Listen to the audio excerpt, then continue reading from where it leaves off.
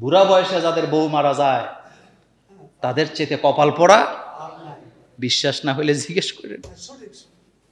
দুঃখটা বলার মতো লোক খুঁজে পাওয়া যায় না। আমাদের দেশে ফিতনা ফাসাদে ভরা। বুড়া বয়সে বউ মারা গেলে ছেলে মেয়ে আর বিয়া করাইতে আজকে আমার ওয়াজের বিরুদ্ধে চলবে খবর।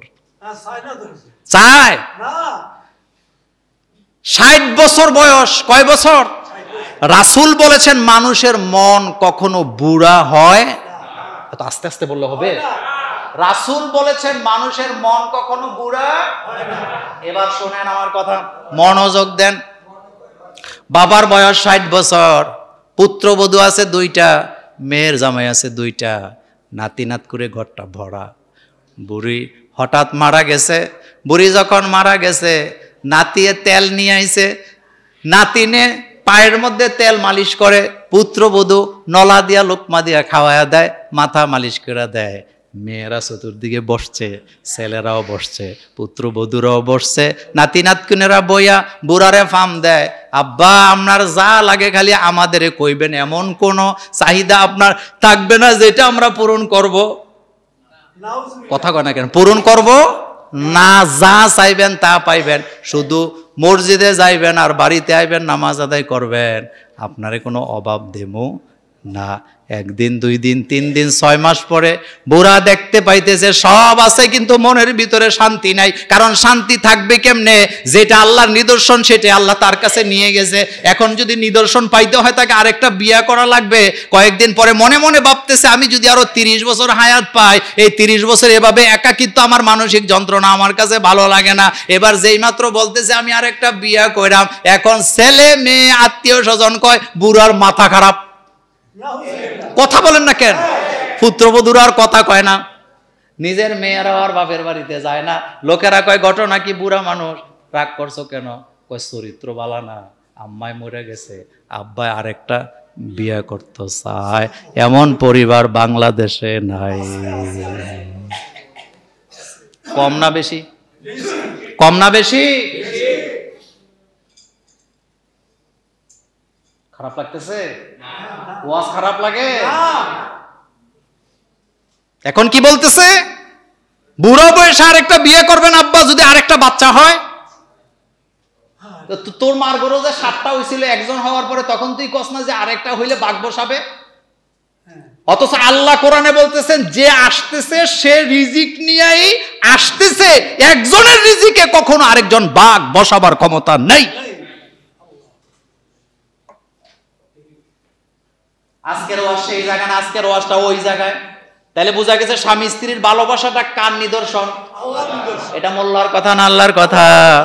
আল্লাহ বলছেন এটা আমার নিদর্শন, এটা দাম্পত্য জীবনের চরিত্র। আপনি গাছের মধ্যে দেখবেন একটা ডালার মধ্যে জীবনে একটা পাখি একা পাবেন না। পাখি যোগল বানতে দেরি করে না, আল্লাহ তাদেরকে মিলাইয়া দেয়। কবুতরের দিকে তাকায় দেখবেন 2টা একসাথে, বকের দিকে তাকায় দেখবেন 2টা একসাথে, কোকিলের দিকে তাকায় দেখেন 2টা একসাথে, কাকের দিকে তাকায় দেখেন 2টা একসাথে। এটা আল্লাহ পাকের নিদর্শন। আল্লাহ বলছেন অখলাকনাকুম আজওয়াজা, আমি জোড়ায় জোড়ায় তোমাদের সবকিছু সৃষ্টি করেছি, এটা আমার নিদর্শন। সুতরাং একজন মরে গেলে আরেকজন বিয়ে করতে পারবে না, এটা কখনো আল্লাহর নিদর্শন হতে পারে না। আর বিয়ার আগে 14 বার কসম দেয়, তুমি তো আমি মরে গেলে বিয়ে করে নেবে। তো তুমি মরে গেলে আমি বিয়ে করলে তোমার সমস্যাটা কি?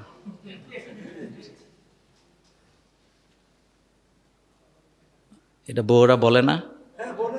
আমারে আরো বেশি কয়। চিন্তা তো একটাই, আমি মরে গেলে আপনি বিয়ে করে ফেলবে। তা আমিও কম না, আমি হাসি দিয়ে বলে তুমি মরে গেলে আমি বিয়ে করলে তোমার সমস্যা কি?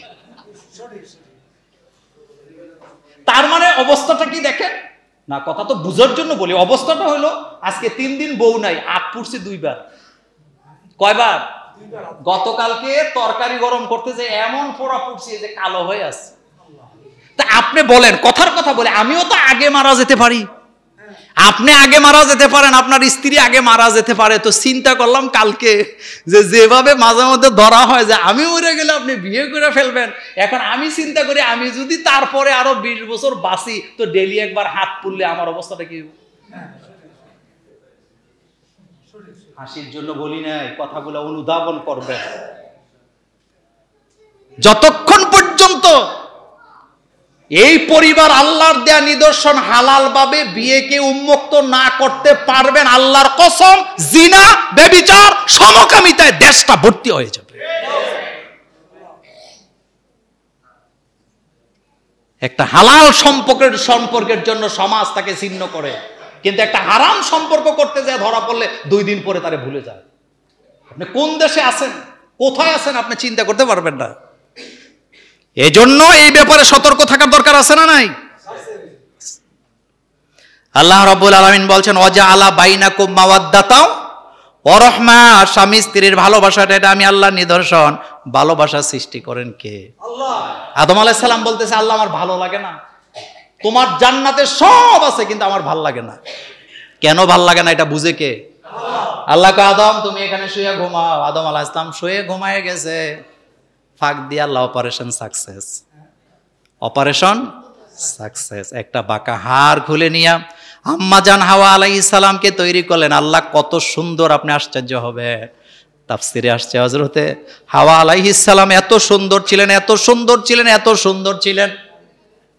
তাফসিরে আসছে সারা পৃথিবীর সমস্ত সুন্দরী নারীদের রূপ যদি এক জায়গায় করা হয়, আমাদের মা হাওয়া আলাইহিস সালামের একটা বাম পায়ের পাতার সমান হবে না। আর আস্তে সুবহানাল্লাহ। কি বুঝলেন আপনি? ইতা ওই যে কি নায়িকা মাইকার নাম বলেন না, দেখলে পাগল হয়ে গেছেন।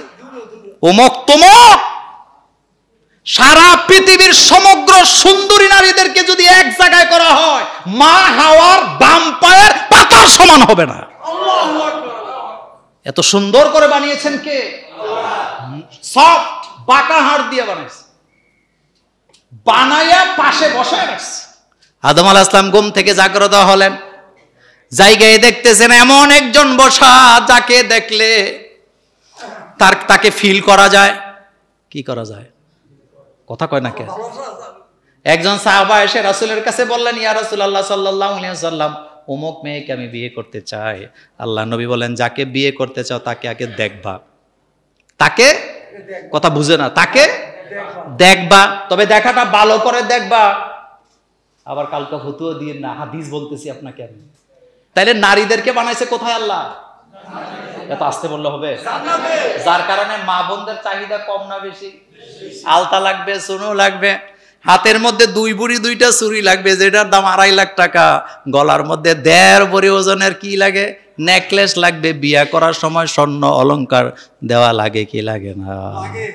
এটার জন্য আফসোস করবেন না, বরং এটা দিবেন। ক্ষমতা থাকলে, তৌফিক থাকলে দিবেন, কারণ এটার জন্যই স্বর্ণ আল্লাহ বানাইছে। যেরকম আলহামদুলিল্লাহ।